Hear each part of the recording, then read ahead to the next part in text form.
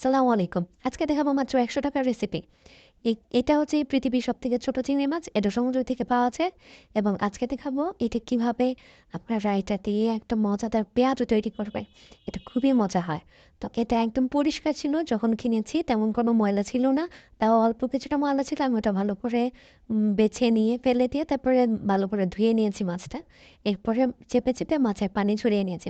এবার এটাকে একটু ভালো করে ম্যাশ করে নিচ্ছি। আমি এখানে একটা কাঁচের কাপ ইউজ করেছি। আপনাদের কাছে যদি কোনো ম্যাশার থাকে তাহলে সেটা ইউজ করতে পারেন।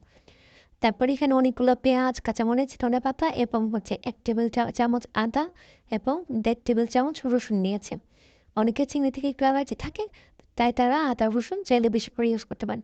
তারপর দিয়েছি ১.৫ টেবিল চামচ লবণ, ২ টেবিল চামচ হলুদ, ২ টেবিল চামচ ধনিয়া এবং ১ টেবিল চামচ লাল মরিচ।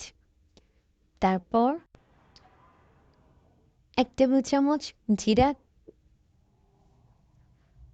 এখানে ১ কেজি পরিমাণ মাছ আছে, কিনেছি কেজি মাত্র ৳১০০ করে। এখন একদম ভালো করে ডলে মিক্স করে নিতে হবে যাতে পেঁয়াজগুলো ভালো করে নরম হয়ে যায়।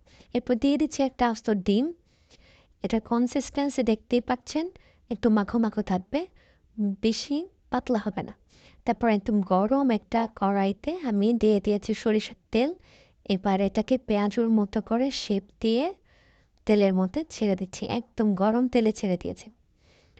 তারপর এটাকে আস্তে ভাজতে হবে লাল হওয়া পর্যন্ত এবং ভেতরে যাতে কাঁচা না থাকে এভাবে করে ভেজে নিতে হবে, উল্টে পাল্টে ভালোভাবে ভেজে নিতে হবে। এখানে ডিম অ্যাড করা হয়েছিল বাইন্ডিংয়ের জন্যে। এটা কিন্তু অনেক মজা হয় খেতে। তো আপনারা যারা হাতের কাছে এই মাছটা পাবেন তারা অবশ্যই এটা ট্রাই করার চেষ্টা করবেন। খুবই দারুণ মজা হয় এটা খেতে।